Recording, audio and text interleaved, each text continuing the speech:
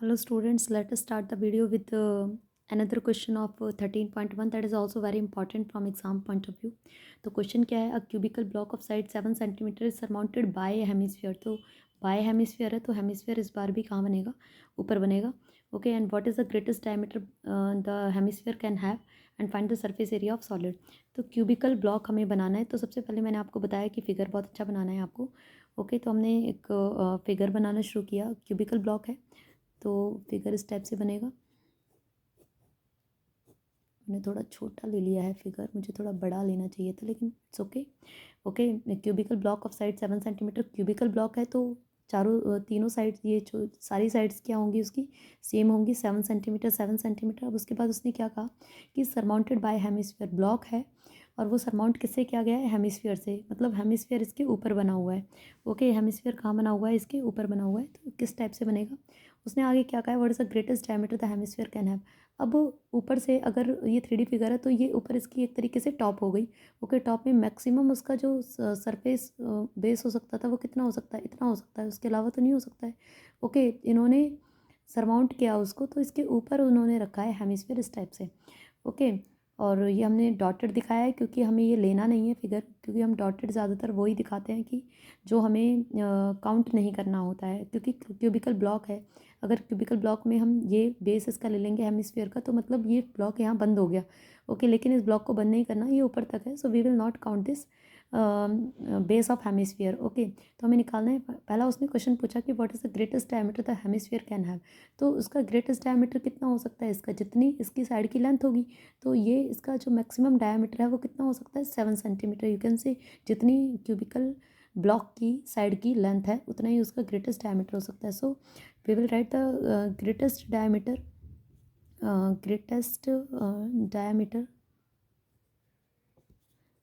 that hemisphere can have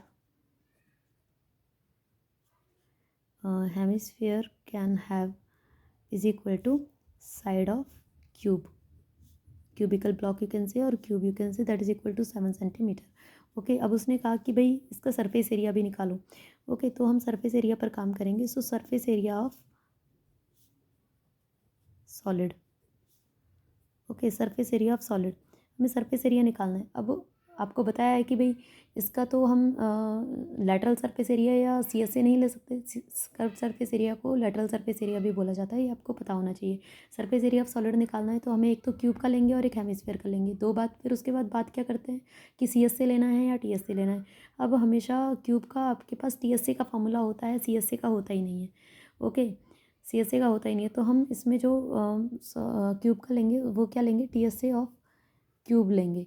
okay, T S A of cube. उसके बाद hemisphere का क्या लेना है आपको. हेमिस्फीयर में बेस काउंट नहीं करना है क्योंकि उसको सरमाउंट किया गया. अगर हमने बेस ले लिया तो इसका मतलब ब्लॉक बंद है. तो ऐसा तो नहीं होता बर्तन नीचे से जो शेप होती है वहाँ उसके गोले लगे रहते हैं, ब्लॉक बंद हो जाता है.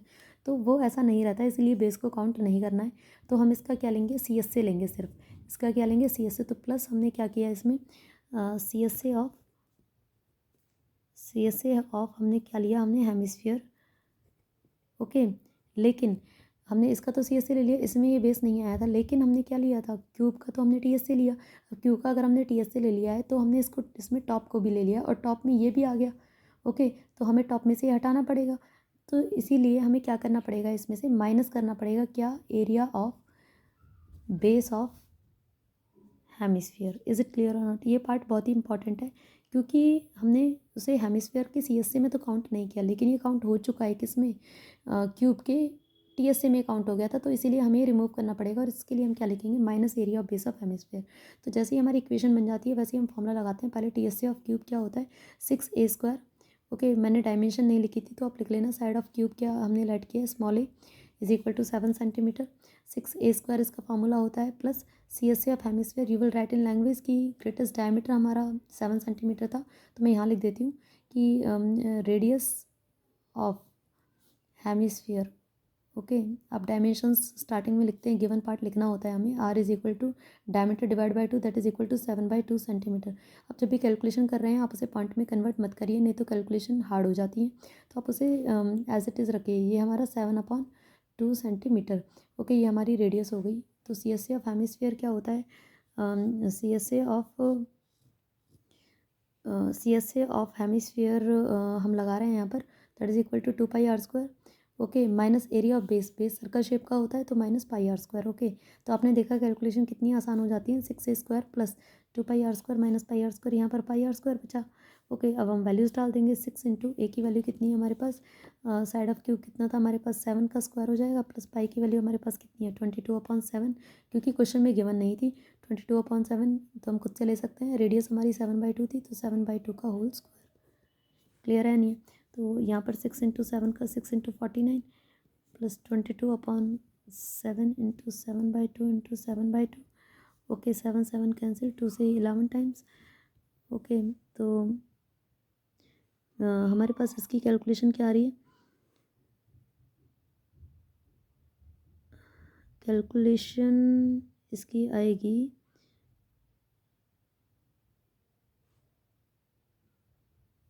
इसकी कैलकुलेशन निकल कर हम कर लेते हैं। 6 9 54, 24 और 5 this one, plus 11 7 77 divided by 2। Okay, आप इसे सॉल्व करिएगा, डिवाइड बाई 1, 2 एलसीएम ले लिया, 2 4 8, 2 9 18, 2 2 4 प्लस 1 5 प्लस 77। ओके, 8 और 7 तो यहाँ पर 15, 16 6 6 5 डिवाइड बाई 2, तो यहाँ पर कितना आ गया, 2 3 2 3 2 2 2.5 centimetre square. So this is your surface area of cubical block. So I think आपको ये समझ में आया होगा कि किस टाइप से ये क्वेश्चंस किए जा रहे हैं।